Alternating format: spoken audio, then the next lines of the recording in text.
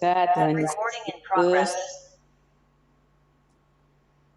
Pagi ini kami ucap syukur terima kasih atas berkat-Mu, kasih-Mu, perlindungan-Mu dari pagi sampai malam ini. Kami sudah bersyukur tempat ini bercampur tangan untuk pelajaran pagi ini dari awal dan sampai akhir. Tuhan berkati, khususnya jamaah Pak Tim, Pak Bambang, kami semua Tuhan, jamah beri hidup kami, pikiran kami senantiasa tetap taat kepada Tuhan Yesus. Kita akan mendengarkan firman-Mu dan firman-Mu bisa menjadikan berkat untuk kami pagi ini. Terima kasih Bapa, terpuji nama-Mu. Dalam nama Tuhan Yesus, mengucap syukur pagi ini. Haleluya, puji Tuhan. Amin. Amin. Ya, selamat pagi Bapak Ibu semua yang di Zoom maupun yang ada di gereja. Ini ada yang hadir di gereja ya. Bapak Ibu, Pak Indrawan ada di sini. Nah, kita mau melanjutkan materi kita yaitu di dalam kitab Imamat. Kemarin kejadian Keluaran sudah selesai Bapak Ibu. Nah, pagi ini kita lanjutkan kitab Imamat ya.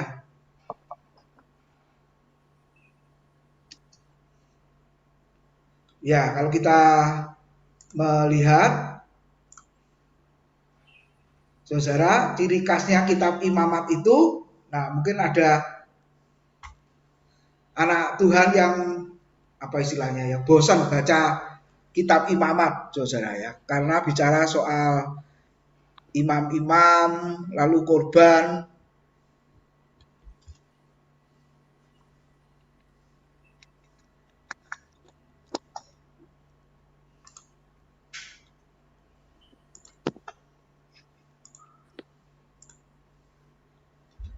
Ya, bicara soal korban, kemudian itu alat-alat ya yang ada di dalam kemah suci itu kalau saudara membaca. Ya, jadi peraturan dan tugas keimaman, nah, itu ciri khasnya di dalam kitab Imamat itu.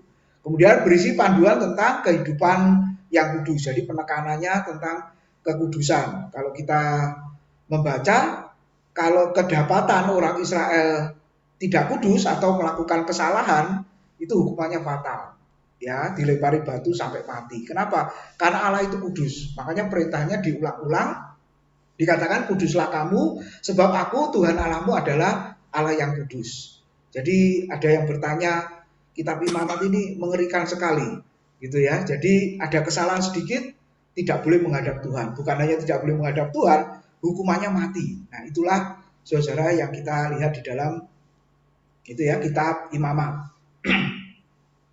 Nah, ayat kuncinya yang sudah saya singgung tadi, Imamat 19 ayat yang kedua. Yaitu tentang kuduslah kamu sebab aku Tuhan Allahmu adalah Allah yang kudus. Nah, kata kudus atau kekudusan ada 152 kali disebut saudara. Oke, penulisnya jelas Musa ya di situ. Nah, latar belakang sejarah, tema dan peristiwa dalam kitab Imamat. Kitab Imamat diberikan Musa di kemah pertemuan, kemah suci atau tabernakel ya saudara, dan di Gunung Sinai pasal 25 ayat 1, selama 11 bulan Israel tinggal di Sinai sesudah peristiwa keluaran dari Mesir. Kalau kita lihat perjalanannya orang Israel dari kitab Keluaran saudara menuju ke Gunung Sinai, ada hukum Taurat diberikan di situ, kemudian diberikan peraturan-peraturan.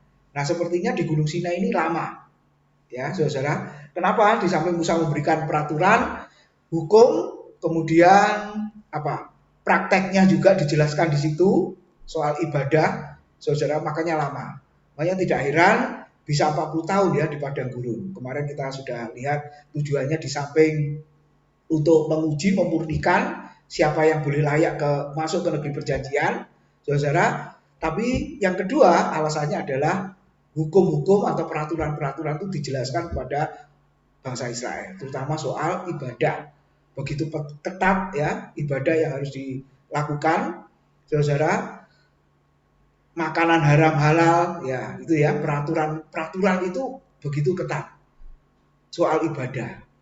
Nah, memang di perjanjian baru ini yang agak longgar ya, tanda petik saudara. Sebenarnya nggak boleh gitu ya. Jadi orang perjanjian baru itu merasa enak, akhirnya ibadahnya longgar. Coba kalau seandainya kita hidup di zaman Taurat waktu itu, apa yang terjadi ya saudara? Bolos satu kali ibadah, saudara, melalaikan sabat itu. Wah, itu hukumannya fatal. Mati hukumannya. Makanya di ya di surat Ibrani, coba kita lihat ya, ini bicara soal ibadah. Ibrani pasal yang ke ayat yang terkenal itu, saudara. Ya, Ibrani pasal 10 ayat 25. Ibrani 10 ayat yang ke-25. Oke, Bulia baca silakan. Ibrani 10 ayat 25. Ibrani 10 ayat 25. Ya. Janganlah kita menjauhkan diri dari pertemuan-pertemuan ibadah kita, seperti dibiasakan oleh beberapa orang, tapi marilah kita saling menasihati dan semakin giat melakukannya menjelang hari Tuhan yang mendekat. Ya, 26 Bu. Sebab jika kita sengaja berbuat dosa dan memperoleh pengetahuan tentang kebenaran, tidak ada lagi korban untuk menghapus dosa. Ya, 27. 27. Tetapi yang ada adalah kematian yang akan penghakiman yang dahsyat akan menghanguskan semua orang durhaka. Ya, makasih. Jadi ayat 26 ini kan orang takut sekali. Jika sengaja berbuat dosa sesudah memperoleh pengetahuan tentang kebenaran, maka tidak ada lagi korban untuk menghapus dosa itu. Dosa apa? Gitu ya, saudara. Dosa apa itu?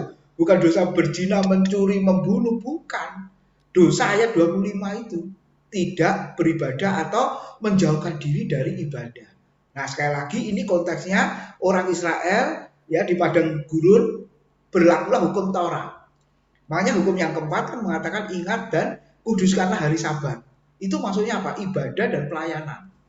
Nah, kalau itu tidak dilakukan merupakan dosa yang disengaja. Jadi bukan hanya dosa yang apa istilahnya tidak ada korban untuk menghapus dosa atau tidak ada pengampunan, itu adalah dosa mengujar Roh Kudus, betul. Tapi dalam konteks ini adalah dosa tidak beribadah atau tidak melayani Tuhan. Coba dilihat di sana. Makanya penulis surat Ibrani menulis di situ, janganlah kita menjauhkan diri dari pertemuan ibadah. Karena apa? Dibandingkan dengan ibadah perjanjian lama. Kalau orang perjanjian lama tidak beribadah, saudara, berlaku hukum Taurat itu mati hukumannya. Bahkan digambarkan Allah itu bagaikan api yang menghanguskan, dibakar, disambar api Tuhan. Contohnya siapa, saudara? Di kitab Imamat kita sudah baca ya, saudara, yang disambar api Tuhan di tengah pelayanan, di tengah ibadah. Masih ingat, saudara? Masih ingat Pak Drawan? Iya, Imamat pasal 10 ya, Bapak Ibu. Nadab dan Abihu, anak-anak Imam Harun itu mati di dalam pelayanan. Jadi hati-hati, bukan semua kematian di tengah pelayanan itu kehormatan. Tunggu dulu, saudara. Ya, ada orang berkata, lebih baik aku mati di dalam pelayanan daripada mati di diskotik katanya, saudara ya. Atau tempat-tempat yang nggak benar itu. Oh, tunggu dulu, saudara. Di dalam pelayanan pun, ya, Nadab dan Abihu mati disambar api Tuhan. Apakah ini kematian yang merupakan kehormatan, saudara? Tidak. Justru itu kematian yang memalukan. Kenapa? Karena tidak menjaga kekudusan. Kita mengatakan mereka mempersembahkan api asing, api lain yang tidak pernah diperintahkan oleh Tuhan. Kenapa kok sampai mempersembahkan api lain? Berarti api mezbah itu mati. Harusnya api itu tidak boleh mati. Baca Imamat pasal 6, lalu pasal 9, saudara, api di dalam mezbah itu ternyata yang menyalakan itu Tuhan. Coba lihat. Di dalam Imamat pasal yang ke-9, saudara, ayat terakhir. Ya, jadi sebelum pasal 10 ayat 1 ini masih berurutan ya. Saudara, Imamat 9 ayat 24. Coba perhatikan. Oke, Pak Idrawan mau baca? Imamat 9 ayat 24 ya. Iya. Dan keluarlah api dari hadapan Tuhan, lalu menghanguskan korban bakaran dan segala lemak di atas mezbah. Tak kalah seluruh bangsa itu melihatnya, bersorak-sorak rela mereka, lalu sujud menyembah. Iya, makasih. Perhatikan ya Bapak Ibu. Dan keluarlah api dari hadapan Tuhan, menghanguskan korban bakaran dan segala lemak di atas mezbah. Jadi siapa yang membakar? Tuhan sendiri. Ya, Yahweh ya kalau terjemahan lainnya. Tapi yang jelas api ini asalnya dari Tuhan. Ini api yang suci, saudara. Dan ini tidak boleh mati. Ya, mundur pasal 6 coba. Kitab Imamat. Ayat yang ke-9, 12 dan 13. Oke, Pak Irwan lanjut. Pasal 6, 9. Ayat 9. Perintahkanlah kepada Harun dan anak-anaknya, inilah hukum tentang korban bakaran. Korban bakaran itu haruslah tinggal di atas perapian di atas mezbah semalam-malaman sampai pagi, dan api mezbah haruslah dipelihara menyala di atasnya. Ya, 12, 13. Api yang di atas mezbah itu harus dijaga supaya terus menyala, jangan dibiarkan padam. Tiap-tiap pagi imam harus menaruh kayu di atas mezbah, mengatur korban bakaran di atasnya, dan membakar segala lemak korban keselamatan di sana. Ayat 13, harus dijaga supaya api tetap menyala di atas mezbah, janganlah dibiarkan padam. Ya, makasih. Jadi 3 kali diperintahkan, saudara, Imamat 6, 9, 12 dan 13. Peliharalah api di atas mezbah, jangan dibiarkan padam. Jadi kita bisa melihat ya, saudara, di dalam konteks ini siapa yang membakar mezbah, ya, korban mezbah bakaran itu Tuhan sendiri, saudara. Api yang sudah menyala tidak boleh dibiarkan padam. Nah, bagaimana supaya tidak boleh padam, tetap menyala? Tetap harus ada korban persembahan yang dibakar, gitu kan? Makanya ayat 10, 11 imam begitu sibuk ya membersihkan abunya, menambahkan kayu, ya saudara. Terus menerus seperti itu supaya apa? Tetap menyala apinya. Dan yang terpenting korban harus terus ada. Betul enggak? Jadi kalau sudah habis terbakar, diisi korban lagi. Habis dibakar, diisi korban lagi. Jadi yang pertama imam sibuk dalam arti melayani. Lalu bagi umat Tuhan ada ibadah. Jadi identik ibadah itu apa? Mempersembahkan korban. Nah, pertanyaannya di Imamat pasal 10, kenapa apinya sampai mati, saudara? Berarti tidak ada ketiga hal ini. Ya, tidak ada korban persembahan yang dibakar, tidak ada imam yang melayani, yang ketiga apa? Tidak ada umat yang beribadah. Nah, jadi saudara, kita sudah diizinkan untuk beribadah di gereja. Nah, saya berharap berdasarkan kitab Imamat ini kita semua kembali ya saudara ya, mulai beribadah dengan serius, dengan setia lagi, saudara. Kenapa? Karena Ibrani 10 ayat 25 tadi, ya jangan tinggalkan, ya kecuali ada alasan mendadak. Nah itu kita nggak bisa ngomong. Konteksnya ini tidak ada ceritanya alasan loh. Kalau dalam perjanjian lama tidak ada alasan tidak beribadah, saudara. Karena itu sudah perjanjian antara Tuhan dengan umatnya, ya sama-sama tanda tangan kalau konteks sekarang. Jadi ingat dan kuduskanlah hari Sabat itu, saudara, tidak boleh diganggu gugat. Ya kan, bekerja aja nggak boleh. Wah, sampai seperti itu loh, saudara. Ya, oke. Nanti kita akan diskusikan lebih lanjut soal ibadah itu ya. Atau ada yang mau disampaikan dulu, silakan Bapak Ibu. Ya, yang di Zoom maupun Pak Indrawan silakan soal ibadah ini. Ada Bu Yena, ada Bu Prianingsih, ada Pak Ongko ya. Silakan Bu Lia, Pak Burhan, Pak Syarif. Mungkin ada yang mau disampaikan soal ibadah, ada yang mau ditanyakan. Ya ada Pak Indrawan juga. Jadi connectingnya sama ide sekarang ini ya mengenai korban-korban itu kalau dimasukkan di dalam sekarang ini apa Pak korban-korban itu? Ya, pertanyaan bagus sekali. Jadi apa relevansinya, saudara ya, hubungannya dengan ibadah kita ya, perjanjian baru? Seolah-olah kok Tuhan itu tidak marah dan tidak menghukum ketika ada orang percaya jemaat yang nggak beribadah. Betul ya saudara? Nah karena itu akhirnya jemaat berpikir, tidak apa-apa lah minggu ini nggak beribadah kan masih ada minggu depan. Itu konteks pemikiran orang sekarang. Tapi pada waktu orang Israel diberi hukum itu saudara, nggak ada mikir yang seperti itu. Jadi waktunya hari Sabat, ya sudah. Bahkan bekerja pun tidak. Kita kan masih longgar ya, ibadah 2 jam, habis itu nge-mall saudara. Harusnya itu sepanjang hari beribadah kepada Tuhan, gitu ya. Nah, kembali lagi, apa hubungannya dengan perjanjian baru, dengan ibadah kita?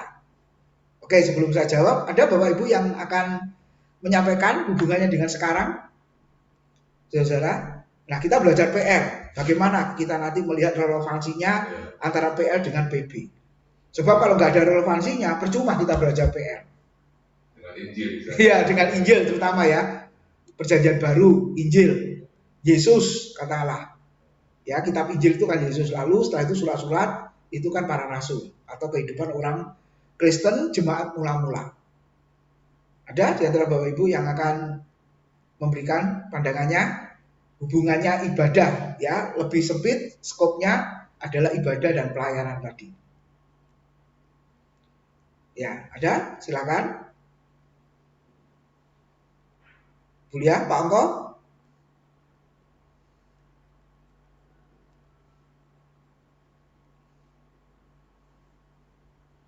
Belum Pak. Ya. Ya Bulia, ada? Ibadah, memang ibadah itu ke gereja ya Pak. Ya, salah satunya. Ibadah Ya. sama pelayanan berarti ya. Ya, jadi gini, kalau konteks kemah suci ya, itu sebelum ada bait suci yang permanen, itu kan mereka ibadahnya di kemah suci atau tabernakel. Ya, saudara, berarti itu bicara tempat. Betul ya. Nah, kalau Ibu lihat tadi menambahkan berarti harus ke gereja. Kalau seperti ini benar harus ke gereja ya? Iya, karena tempat. Dan ayat perjanjian lama pernah mengatakan kenapa bait suci harus dibangun, kenapa kemah suci harus dibangun? Masih ingat? Supaya Allah berdiam di situ. Wah, bukan berarti wah kalau begitu Allah perlu tempat dong, seperti kita perlu tempat. Ya kan gitu ya saudara ya. Allah perlu tempat, ya seolah-olah Allah perlu tempat ya. Memang Alkitab mengatakan sendiri, bangun rumahku supaya aku berdiam di situ dan memberkati umatku. Betul, saudara, perlu tempat ya. Oke, sekarang dalam perjanjian baru. Bukankah Yohanes 4 ayat 24 mengatakan apa? Allah itu roh, barang siapa menyembah dia harus menyembah dalam roh dan kebenaran. Nah, kalau menyembah Allah yang adalah roh dengan roh dan kebenaran secara rohani, kalau begitu perlu tempat enggak? Enggak perlu memang. Karena Allah ada di mana-mana, dia hadir di mana-mana. Begitu ya, saudara. Oke, nah sekarang kalau Tuhan izinkan ada tempat, ya berarti mau tidak mau kita harus ada di dalamnya. Ya, konteksnya beribadah. Oke ya. Terus kalau nggak ada tempat, maksudnya gedung gereja ya tempat yang lain bisa dipakai, disewa, saudara. Sampai hari ini ada hotel ya, sewa satu ruangan dipakai gitu ya, saudara. Boleh, boleh. Ya kan? Nah, terus kita lihat yang ditanyakan Pak Indrawan tadi, kalau apa istilahnya tidak bisa ketat dilakukan. Nah, istilahnya gini. Ada bagian firman Tuhan, khususnya perjanjian lama, mungkin perjanjian baru juga ada, yang tidak bisa kita terapkan secara literal. Saudara. Ya, apa secara literal itu? Kalau jemaat yang nggak punya gedung gereja, apalagi di zaman canggih, kalau saudara buka YouTube itu ada namanya gereja YouTube. jadi nggak perlu tempat, jemaatnya, waduh, ya bisa ratusan ribuan, bingung juga, saudara ya. Mereka beribadah dimanapun ya melalui online. Saudara, melalui online. Karena kalau ditanya, berarti tidak mikirin tempat. Enggak. Karena Allah itu roh, pasti itu jawabannya. Allah maha hadir, Allah juga di mana-mana ada. Ya kan? Jadi nggak perlu tempat, saudara. Jadi nggak apa-apa, ya nggak apa-apa.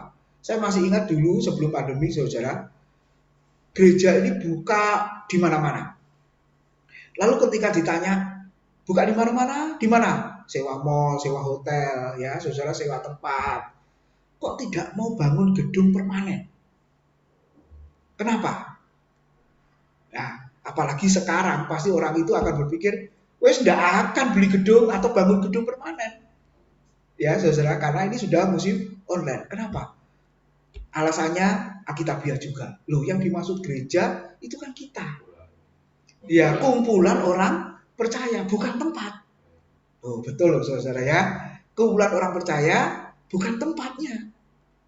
Bapak Ibu sudah diajar Pak Bambang ini soal eklesiologi ya, gereja yang sejati.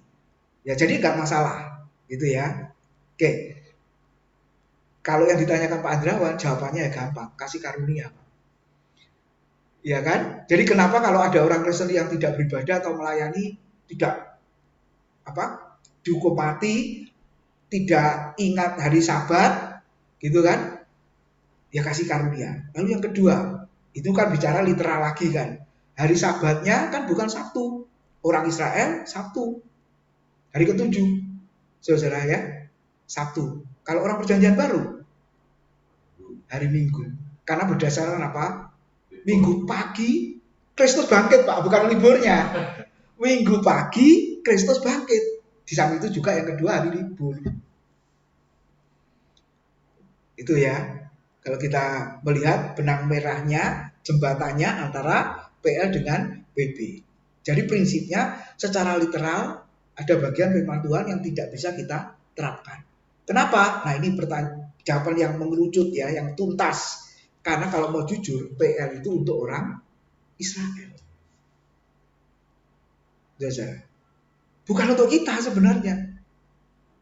Amin, Bapak Ibu. Mungkin kurang setuju. Kalau begitu, buat apa kita belajar? Yaitu tadi kita cari prinsip kebenarannya. Ya, coba kita baca satu ayat. Mazmur.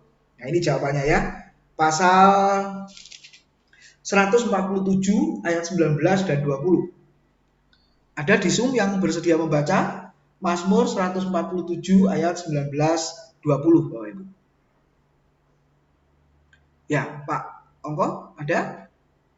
Atau Bu Yena mau baca Mazmur 147 ayat 19-20? Atau Bu Pri?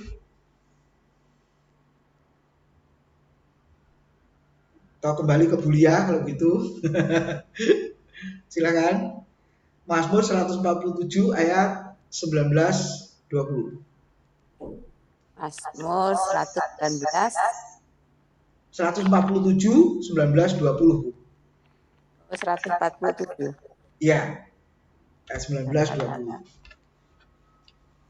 Mazmur 147 ayat 19-20.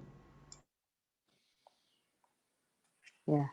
Mazmur 147 ayat 19 sampai 20. Ia memberitakan firman-Nya kepada Yakub, ketetapan-ketetapannya dan hukum-hukumnya kepada Israel. Ia tidak berbuat demikian kepada segala bangsa dan hukum-hukumnya tidak mereka kenal. Haleluya. Amin. Coba lihat ya, ayat 19, ia yaitu Tuhan memberitakan firman-Nya kepada Yakub. Siapa Yakub? Israel. Ya, saudara, ketetapan-ketetapannya dan hukum-hukumnya, ya ini maksudnya perjanjian lama sebenarnya, ya, kepada Israel. Jadi ingat, sebutan Taurat itu juga berlaku untuk seluruh PL, bukan hanya kelima kitab Pentateuch. Lalu ayat 20, Tuhan tidak berbuat demikian, yaitu memberikan firman-Nya kepada segala bangsa, dan hukum-hukumnya tidak mereka kenal. Jadi ini jawabannya. Kenapa? Saudara, kalau mau jujur, PL itu untuk orang Israel memang. Firman Tuhan yang mengatakan ya, bukan saya loh ya, firman Tuhan. Nah, tapi prinsip kebenarannya itu yang berlaku sepanjang zaman. Apalagi ditambah Yesus mengatakan, aku datang bukan untuk meniadakan hukum Taurat, tapi aku datang untuk menggenapi. Menggenapi yang mana? Seluruh hukum-hukum keagamaan itu yang sudah digenapi oleh Kristus, sehingga yang seharusnya dilakukan oleh orang Israel, kita nggak perlu melakukan. Ya, seperti bangun mezbah, memberi persembahan di atasnya, pakai imam-imam, lalu melakukan ibadah di hari Sabtu, saudara ya. Sabat, makanan haram, halal, apalagi saudara. Iya, darah persembahan itu sudah enggak. Kenapa? Karena semua itu sudah digenapi oleh Kristus. Tapi hukum Taurat yang lain, yaitu hukum moral, hukum etika, hukum sipil, yang salah harus dihukum, itu masih. Tapi model hukumannya, coba ada satu contoh yang ini nggak bisa diterapkan toh. Kalau ada anak yang durhaka, menurut kitab Imamat, apa hukumannya? Ulangan. Dibawa ke tengah kota. Iya, semua orang yang lewat diizinkan untuk melempari anak itu dengan batu, karena anak ini durhaka sekali. Yang sudah saya khotbahkan kemarin, menghormati orang tua bagi orang Yahudi itu dijunjung tinggi. Makanya hukumnya mengatakan apa yang kelima? Hormatilah ayahmu dan ibumu. Efesus dikutip oleh Paulus supaya apa? Kamu berbahagia dan panjang umurmu di bumi. Sampai seperti itu. Saudara. Ya. Nah, jadi sekali lagi, prinsip kebenarannya berlaku sepanjang masa, kita tetap menerapkan sampai hari ini. Nah, kalau sudah menyadari itu, saudara, kalau tidak beribadah itu tidak ada korban penghapus dosa. Nah, bagaimana gitu ya dengan kita? Kalau begitu, tidak ada alasan untuk tidak beribadah dan melayani Tuhan. Iya kan? Nah, walaupun suatu saat memang ada kendala sehingga tidak beribadah, oke. Dan nanti ada yang apa istilahnya? Nambahin lagi. Loh Pak, saya kan luar kota, jadi nggak ibadah di gereja sendiri, kan ibadah di gereja lain. Nah, boleh loh saudara, boleh. Karena prinsip kebenarannya itu tadi. Saudara. Lalu zaman online, ibadah YouTube Pak boleh ya, jadi boleh. Yang penting kesiapan hati, rohani, konsentrasi, saudara. Makanya yang baik walaupun Zoom pun, ya saudara, online pun tetap pakai rapi. Gitu ya. Malah ada rekan hamba Tuhan yang ngomong, saya lihat di Zoom saudara rapi semua ya, coba silakan bangkit berdiri. Saya khawatir jangan-jangan ada yang pakai celana pendek itu, yang laki-laki sampai kayak gitu saudara. Ya, lalu di gereja lain yang pakai Zoom, pakai jas Bapak Ibu. Jadi pelayanan Tuhannya ya waktu pandemi ya yang parah itu, saya lihat rapi, saudara. Yang ada, karena ini ada gereja pusat ya, lalu cabang-cabangnya itu ketika bergabung itu ada yang di gereja-gereja lokal, saudara, itu posisi ada di gereja, semua rapi. Jadi anggap seperti benar-benar hadir di gereja walaupun secara online. Seharusnya begitu. Jadi tidak boleh makan, minum, ibu-ibu sambil masak. Ya, saudara, mestinya enggak seperti itu. Ketika kita belajar kitab Imamat, saudara, prinsip kebenarannya beribadah serius, pelayanan juga serius. Ya. Oke, ada yang mau ditanyakan, Bapak Ibu? Silakan. Tapi Pak Ya. Mengenai rapi, baju rapi.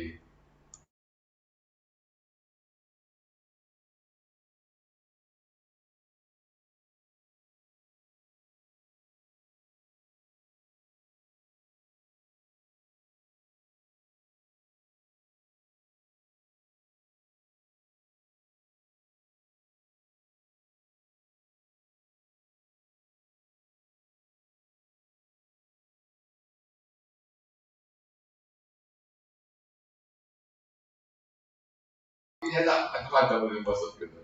Iya, aduh maaf, commute ya. Yang disampaikan Pak Indrawan, saudara-saudara, bagaimana soal pakaian rapi, ukurannya itu seperti apa kriterianya? Kalau kita kan pakai jas, pakai batik gitu ya Bapak Ibu. Kalau yang di gereja kuno, Pentakosta kuno, putih-putih. Maaf, yang perempuan nggak boleh pakai celana panjang, pakai rok. Iya, sampai hari ini masih ada saudara.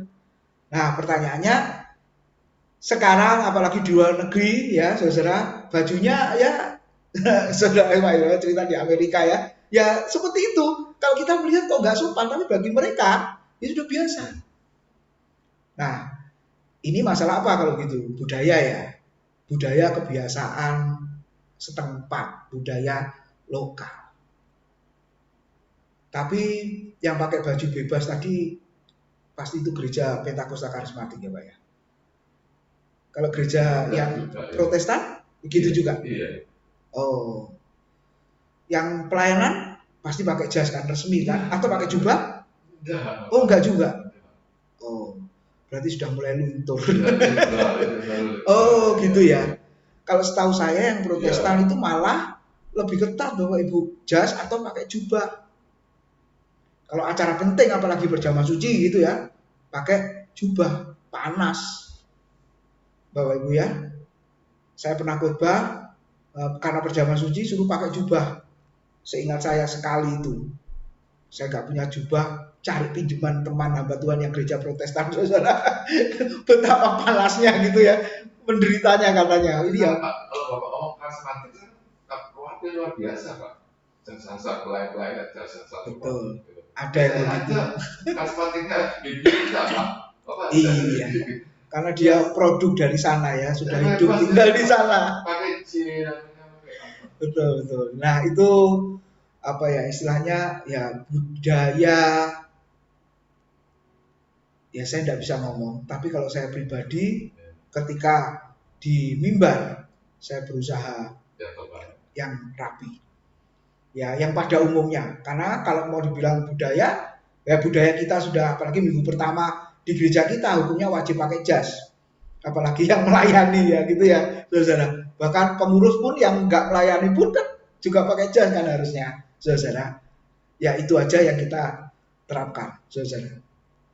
Ya jadi memang sulit ke depan ya nanti akan lebih bebas lagi kan kita nggak tahu. Mimbar pun sudah diganti Pak Ibu.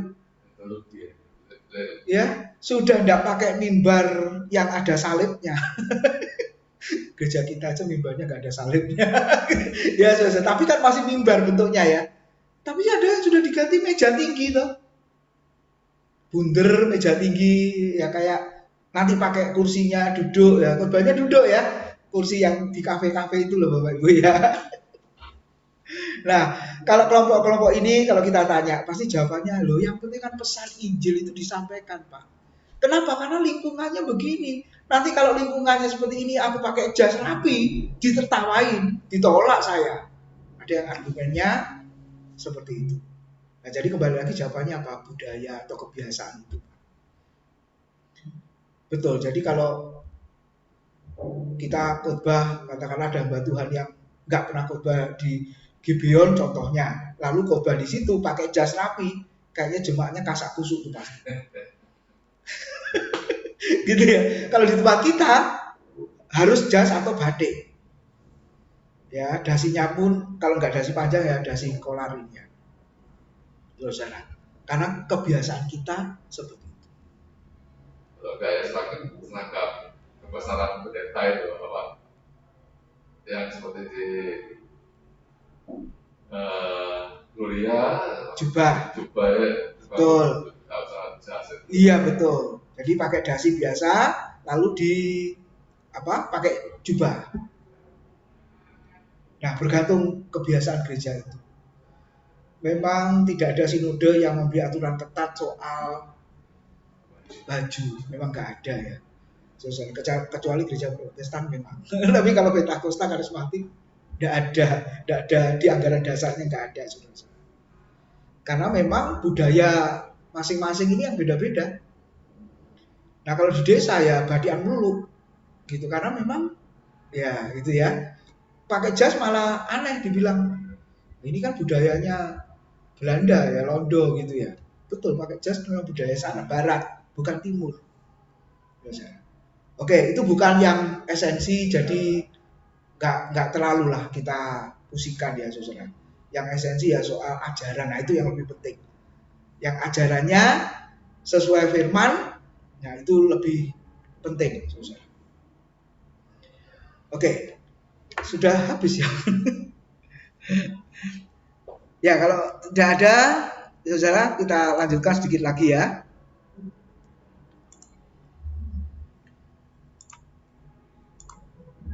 Nah, ini kata kuncinya di kitab Imamat. Kalau Bapak Ibu lihat, kita akan banyak sekali menjumpai kata sujud, menyembah atau ya, menyembah, sembah dikatakan 170 kali. Ya, dalam PL syarat umum, tapi di Imamat, khusus kitab Imamat paling banyak. Lalu ada kata kunci melayani atau korban-korban. Bapak Ibu, kita ketemu ya istilah korban bakaran. Ini ya, dibakar habis seluruhnya. Setelah itu apa? Supaya api jangan mati, diberi persembahan lagi. Sudah habis, jangan sampai apinya mati. Sebelum mati diberi persembahan lagi. Terus menerus seperti itu. Ya. Oke, lalu ada nama-nama korban penghapus dosa. Nah, ini ada tujuannya ya, sesuai dengan namanya. Ada korban keselamatan sebagai ucapan syukur. Ya, kalau kita mengatakan ibadah syukuran. Nah, sebenarnya kalau PL kita melakukan apa? Melakukan korban, mempersembahkan korban keselamatan. Lalu ada korban unjukan, makanan, ya, korban sajian, sebagian dibakar, korban curahan. Apa ini, saudara? Apa anggur juga ada ya di situ ya. Lalu korban sukarela, korban ukupan. Nah, ini sekali setahun Bapak Ibu pada waktu hari raya pendamaian.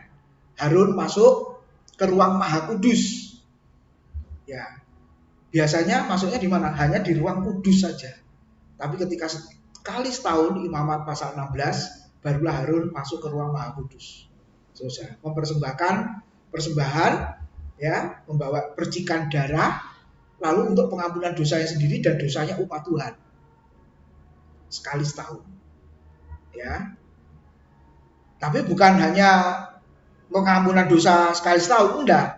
Tapi waktu melakukan ibadah atau mempersembahkan korban itu juga ada pengakuan dosa. Nah, seperti ibadah kita, saudara, sebelum mulai kita akan melakukan doa untuk pengampunan dosa. Lalu hasil pertama buah sulung. Nah, ini yang lalu kan ada yang menerapkan tuh, saudara. Nah, ini ya aneh, kalau mau menerapkan berarti semuanya harus diterapkan. Ya, pakai darah korban, imam, saudara, semuanya harus diterapkan, apalagi persepuluhan. Nah, makanya gereja kita nggak pakai istilah persepuluhan ya. Persembahan mingguan atau bulanan atau tahunan ya terserah, saudara ya. Namanya nggak perpuluhan. Kotak persembahan kita tidak kita tulis perpuluhan. Walaupun gereja lain masih ada kotak ditulis perpuluhan, saudara. Ya kalau saya ditanya waktu di kelas ya saya hanya ngomong kalau menerapkan perpuluhan ya yang lain harus diterapkan. Kan gitu logikanya. Nggak boleh satu saja perpuluhan diterapkan, yang lain nggak diterapkan. Nah kan nggak adil, saudara-saudara. Ya toh, jadi semua harus diterapkan. Ya jadi intinya tetap persembahan. Walaupun jemaat masih punya pemikiran persepuluhan, ya nggak apa-apa, saudara. Ya itu salah satu bagiannya, gitu ya. Nggak apa-apa. Tapi sebenarnya bukan melulu, apalagi ada bayang-bayang apa, saudara, hukuman kalau tidak mempersembahkan. Kamu pencuri, tambahin. Lalu Tuhan tidak akan membukakan tingkap di langit untuk memberkati engkau kalau tidak memberikan atau membayar persepuluhan. Wah, itu macam-macam. Ya, oke. Persembahan khusus, ya, korban khusus, cemburuan ada. Kalau ada orang yang cemburu, ya ada ini, saudara ya. Lalu perorangan dan berikutnya. Oke, ibadah dan pelayanan harus dengan kekudusan. Nadab dan Abihu tadi sudah saya singgung. Karena mempersembahkan api asing, dia teledor, lupa, saudara, tidak membakar korban, tidak ada pelayanan, tidak ada ibadah. Ya, oke, ini yang tadi ya. Nah, jadi kita simpulkan, saudara, pada waktu hukum Taurat atau PL, kalau kita lihat secara keseluruhan, mezbah begitu penting. Ya, mezbah begitu penting. Korban persembahan dibakar di atasnya harus. Nah, itu terus dilakukan sampai kepada Kristus datang. Oke, amin. Tuhan memberkati. Waktunya habis ya. Ayo kita berdoa. Silakan Pak Indrawan berdoa. Bapak surgawi, terima kasih pimpinanmu Tuhan dan pertolongan-Mu saat kami belajar akan firman-Mu. Bila firman-Mu pagi ini Tuhan akan bertanam, berakar, dan bertumbuh di dalam kehidupan kami. Beri kekuatan Tuhan untuk kami dapat menghidupi firman-Mu. Terima kasih Bapa. Di dalam nama Tuhan Yesus kami sudah berdoa. Amin. Amin. Ya.